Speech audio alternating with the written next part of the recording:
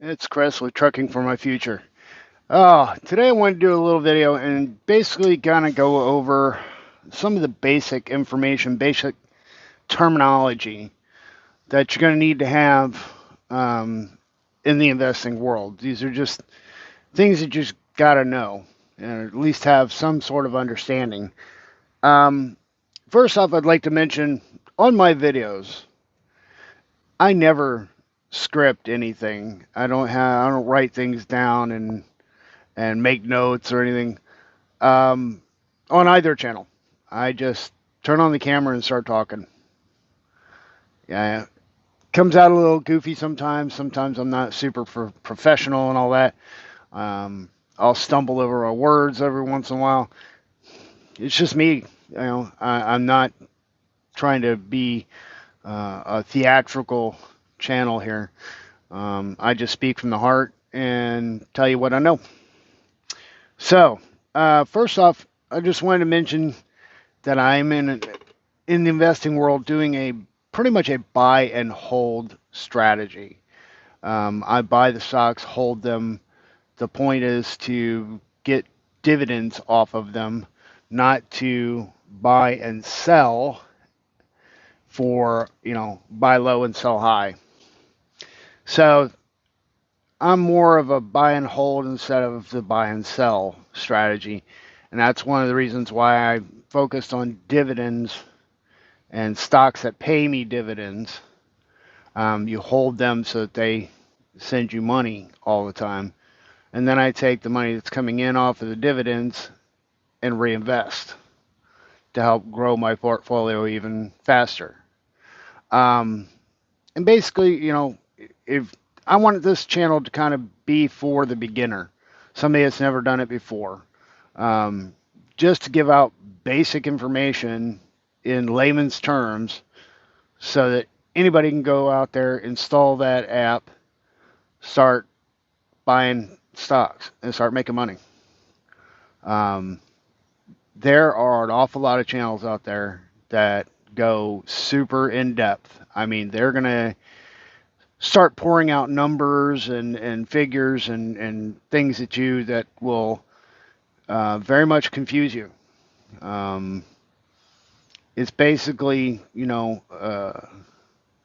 it's financial speak. It's an accountant speak and things that, yeah, I guess yes, you should really understand if you want to be um, into the financial world and investing and all that. I don't understand a lot of them, and I don't understand the correlation on a number of different things that they talk about. And they'll do evaluations of stocks and things like that based on their spreadsheets and their flow charts and their line charts and all this and percentage to that and I don't dig that deep yet. I haven't learned enough yet to be like that. So for me, I rely on basically brand recognition and looking at their company's history and looking at, and this is from my own, I can look at it on my app, but also just my own personal knowledge. Good example being JP Morgan Chase, JPM. I know them. They're my bank. I know their history. They've been around forever. They're one of the biggest banks on the planet. So I know that company to be a rock solid, stable company. They're not going nowhere. And if you look around you every single day, you'll find things in your mind that Hershey's. Who doesn't love Hershey's chocolate? I mean, for God's sake, you know.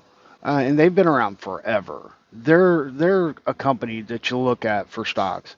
You know, you're when you go to the Walmart and pick up your stuff for the week, half the things that go in your basket are Procter and Gamble products, Johnson and Johnson products, things like that. There's your companies that you want to look at. Who doesn't know Pepsi and Coke? You know what I'm saying? It's kind of like common sense. So you can kind of find good investments without being a bean counter and crunching all the accountant's numbers and to know that they're good. Um, the only place that it kind of hurts you a little bit is knowing what's a good price to pay for that stock. And what I've done, because I don't really know the good formulas to work with, what I've done is looked at the history of the stock on the Webull app. And you can go back and view it all the way, for max time frame from when they started, as far back as Webull will take you, or you can do over the last 5 years, you know, and or a year. There's lots of options, but you can look at it and you can see where their stock price is coming in, going out, coming and going out, highs and lows, and figure that out for yourself. You know, you don't want to overpay for the stock if you can help it. You want to catch it at the best price you can catch it at. Um, but what I was saying previously also, they have a thing called dollar cost averaging. Dollar cost averaging is just buying into the stocks that you know are good on a regular timetable, like every week or every month. And what happens there is basically sometimes you'll catch it at highs, sometimes you'll catch it at lows. It'll all balance out. You pretty much come in and it with an average. And they found that that's very effective. It's very effective for your profits. Instead of trying to chase down low prices, I ought to start got in again. Instead of trying to chase the low prices of these stocks, you just buy a little here and there. When the stock price is up, you buy less. When the stock price drops low, buy more. That's all you got to do. And it'll end up with a pretty low average cost of your stocks. And it'll pay off for you. So, as I mentioned, I buy into stocks, I pay dividends. Basically, if you're buying into a company, you're buying their stock, you're investing in them, they're taking your money, almost kind of like you own a little piece of the company, but almost like you've loaned them money. So they're going to pay you back every quarter a little bit.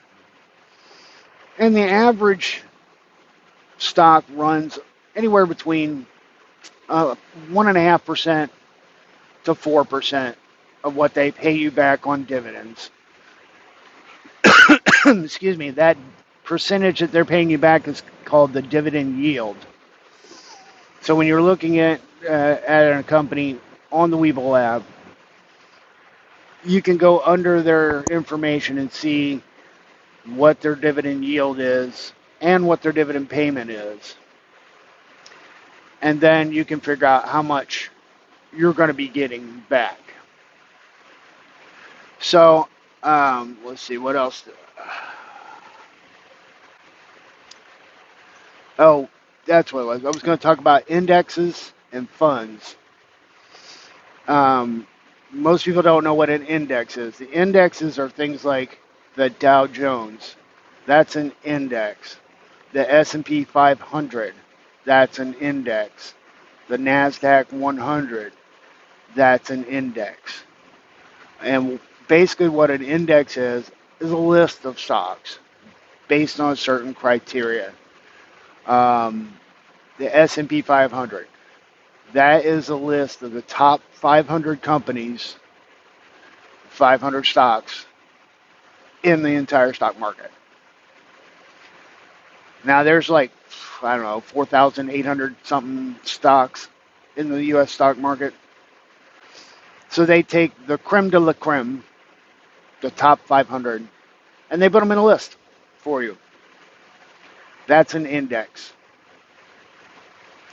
Now, you can go buy individual company stocks and invest in those companies directly. But you can also buy into what they call a fund or an ETF, exchange traded fund. ETFs will take their own criteria and make a list, usually based off of somebody else's list, like say the NASDAQ 100 or the S&P 500, and they will invest in those stocks that are on that index.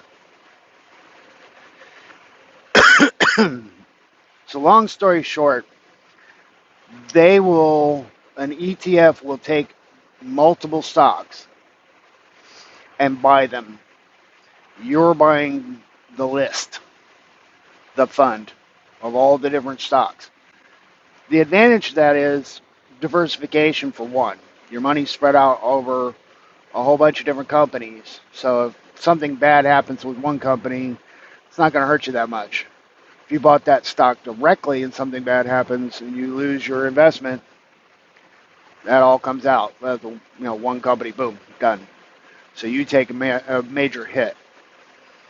The other nice thing is you don't have to manage all of that. They manage that for you. You buy into their fund. If you get one that's a dividend payer, you get a dividend paid back to you for investing in that fund, similar to a regular stock. And, the diversity is kind of key. You want to be across different sectors out there. You don't want to have all your money on companies that do real estate. Real estate tanks, all your money is gone.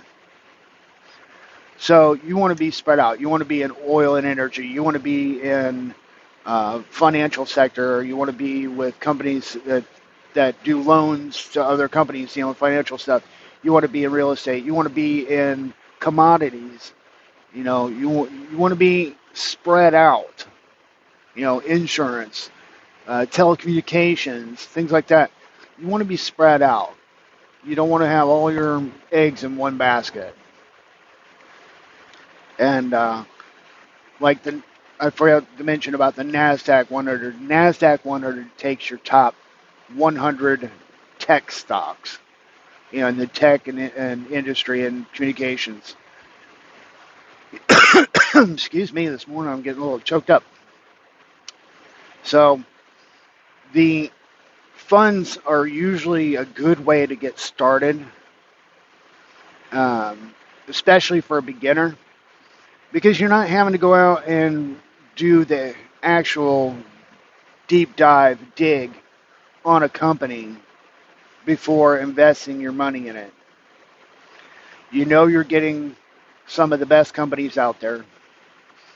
You know that you're getting a spread out, diversified investment, which is a little bit more safe. It's kind of a good place for a beginner to start. Now, of course, remember, I cannot give financial advice. I am not qualified. I am the beginner myself. And you have to have a license. And I do not have that. This is for entertainment purposes and my opinion only. I'm going to have to say that frequently. For me, I do believe that the best place to begin is to maybe put your money into an ETF.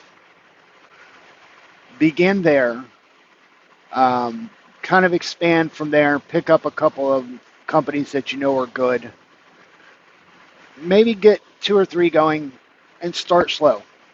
Start building up positions. So, a position is, of course, your stock that you own and the number of stock that you own.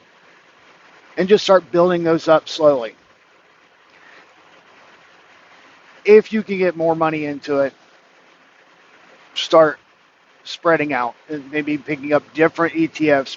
You might want to have one that's on the NASDAQ. You might want to have one that's on the S&P. You might want to have one that's on the Dow Jones. There are there's thousands of ETFs. I recommend kind of sticking with some of the better financial names. Charles Schwab. They do SCHD. That's the stock ticker. SCHD, it's one of the best ones out there. Vanguard, they're another big-time investment company. They have just tons of ETFs that you can buy into. If you want to get specific on what you want in that ETF, you can use the app and actually look at the fund and see like the top 10 companies that they're investing in. So you're not going into this blind. But just for a beginner who doesn't know what they're doing, hasn't had the time to really do a lot of research, I highly recommend starting out with an ETF that spreads your money out for you. You don't have to do any management, don't have to do any real leg work. Buy in, start building up. As you have time to do more learning and research and figuring out of good prices of good companies, spread it out a little bit. And it takes time. You gotta take time and build up your position. All right, that being said, I will be making major changes over probably around the end of August, beginning of September. I'm changing my strategy up a little bit. I made some decisions that were great decisions, but I found a better way. So I'm going to be changing probably about 50% of my entire portfolio. I'm going to be shifting around, and my portfolio is running about $30,000. So I'm going to be shifting around about $15,000 in my portfolio, moving it to different investments. And in my next video, I'll kind of go over some of the actual stocks that I'm in, and maybe change up and tell you some of the stocks that I'm going to be moving to and why. So stay tuned for that. That's going to be, like I said, that's going to be happening over a bit of time here, because the stocks I have right now are actually paying me dividends. So I want to make sure I get those dividend payments before I sell the stock off. Then I'll sell them. So I want to get that last good round of dividend payments, money in my pocket, before I sell them and change to a different company. All right, so that's going to be the video for today. I hope you guys will follow along. I hope if you're never invested before, that some of this is kind of making sense, and that you'll stay with me, and I will try to help walk you through from beginning to getting rolling with a portfolio. So thank you guys for watching, and I will see you in the next video.